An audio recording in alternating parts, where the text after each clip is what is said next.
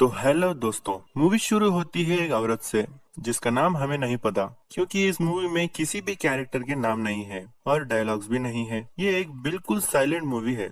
तो हम इस औरत का नाम मधु रख देते हैं। मधु रोज एक नाव से एक जगह से दूसरी जगह आना जाना करती है। ये नाव ही इसका ट्रांसपोर्ट है। ये सारे लोग नदी के किनारे ही जीवन गुजारते हैं। जब मधु रात को सोने लगती है तब उसे पेट में दुखने लगता है। बाद में सुबह हो जाती है, पर मधु को अभी भी दर्द हो रहा। तब वो नदी के किनारे जाकर लेट जाती है। ऐसा करने पर उसे थोड़ी राहत मिलती है। थोड़ी देर बाद वो अपने बतखों को देखने के लिए जाती है और बतखों के अंडों को ले लेती है। बाद में मधु नदी से सीप निकालकर अपने नाव में रख देती है। दूसरी तरफ हमें मधु के हस्बैंड को दिखाया जाता है। ये एक पेड़ से सेंधी निकाल रहा होता है। ये छोटे मोटे काम कर अपना गुजारा करता है, जैसे कि सेंधी बेचना, मछलियां पकड़ना। बाद में हम देखते हैं कि मधु उन सीप का सालन बना रही है। तभी उसका पति भी घर आ जाता है। तब वो कपड़े में लगा खून देखता है। इससे वो समझ जाता है कि मधु को पीरियड्स चल रहे हैं, पर उसका मन तो पलंग तोड़ने का था। मधु उन सीप के सालन को टोकरी में रखकर बेचने जाने वाली होती है। तभी उसका पति उससे रोक लेता है। तब उसका टोकरा नीचे गिर जाता है और वो जबरदस्ती मधु को कमरे में ले जाता है और उसके साथ जबरदस्ती करने की कोशिश करता है। तब मधु उसे कपड़े पे लगा हुआ खून दिखाती है। इस तरह वो उसे बताने की कोशिश कर रही है कि उसे पीरियड चल रहे हैं। तब वो जबरदस्ती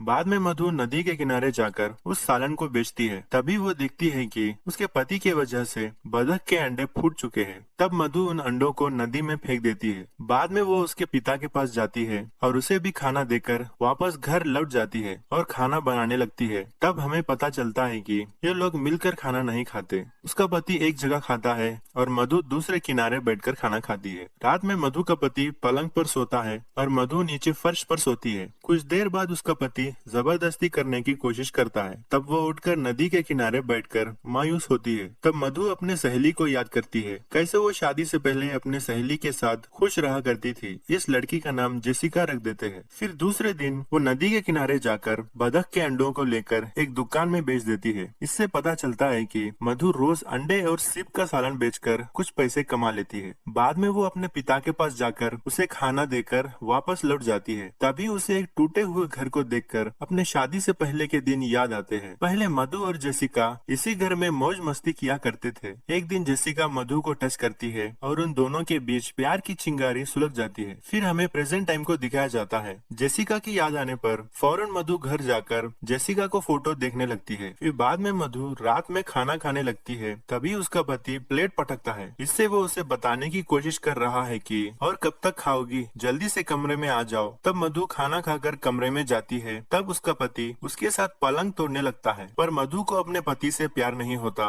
तब वो एक लाश की तरह पड़ी होती है।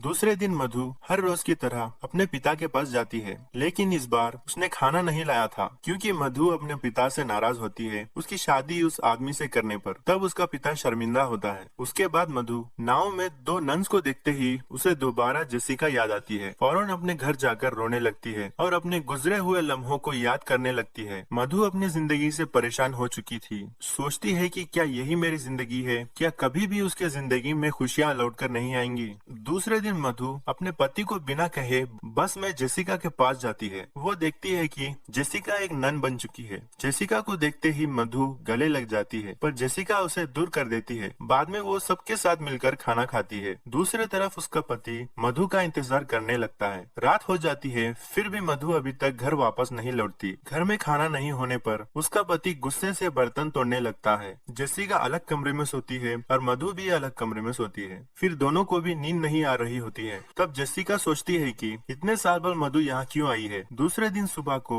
मधु जेसिका के रूम में आती है, लेकिन दोनों भी कुछ बात नहीं करते। फिर मधु जेसिका के कपड़ों को टच करके जेसिका को महसूस करने लगती है। तभी जेसिका वहाँ आती है। उसे देखकर मधु जेसिका के गले लग जाती है, लेकिन जेसिका उसे दूर करके उसके हाथ में क्रॉस रखकर ये बताने की कोशिश करती है कि अब वो दोनों एक नहीं हो सकते। दूसरी तरफ मधु का पति पैसे न होने पर मधु के दो बतखों को बेच देता है। रात में मधु जेसिका के रूम में जाने की कोशिश करती है पर आवाज नहीं दे पाती। दूसरी तरफ जेसिका को भी बीते हुए सुहाने पल याद आने लगते हैं। दूसरी तरफ मधु का पति एक के बाद एक सारे बतखों को बेच देता है पर मधु अभी भी घर नहीं लौटती। तब वो उस कुत्ते को भी खाना खिलाता है लेकिन सुबह होते ही वो कुत्ता मर जाता है क्योंकि उसने खाने में जहर डाला होता है, क्योंकि उसी के पास खाने को नहीं है और वो कुत्ते को क्या खिलाएगा। बाद में मधु के पति को मधु का पता चल जाता है। फिर वो मधु को लेने आ जाता है पर मधु को घर लौटना नहीं होता। वो उदास होकर जाने लगती है। फिर बाद में जेसिका मधु के लिए प्रे करती है। फिर मधु उसके पति के साथ घर चले जाती है। अब क्योंकि मधु के पति ने बहुत दिनों से पलंग नहीं तोड़ा था तो वो मधु के साथ शुरू हो जाता है पर मधु को उसका पति नहीं पसंद। लेकिन अब वो कुछ कर भी क्या सकती है। सुबह होते ही वो अपने बतखों के पास जाती है लेकिन देखती है कि सभी बतखों को उसके पति ने बेच दिया है। ये देखकर मधु दुखी हो जाती है। तभी उसके पास जेसिका आती है। उसे देखकर मधु फौरन गले लगती है पर इस बार जेसिका उसे दूर नहीं करती। बाद में वो दोनों नदी के बीच जाकर मजे करते हैं। इस तरह ये मूवी खत्म होती है। तो बाय दोस्तों, इसी के साथ वीडियो खत्म करते हैं। एक्सप्लेनेशन में गलती हो गई हो तो माफ कर देना। वीडियो पसंद आए तो लाइक जरूर करना और चैनल को जरूर सब्सक्राइब करना।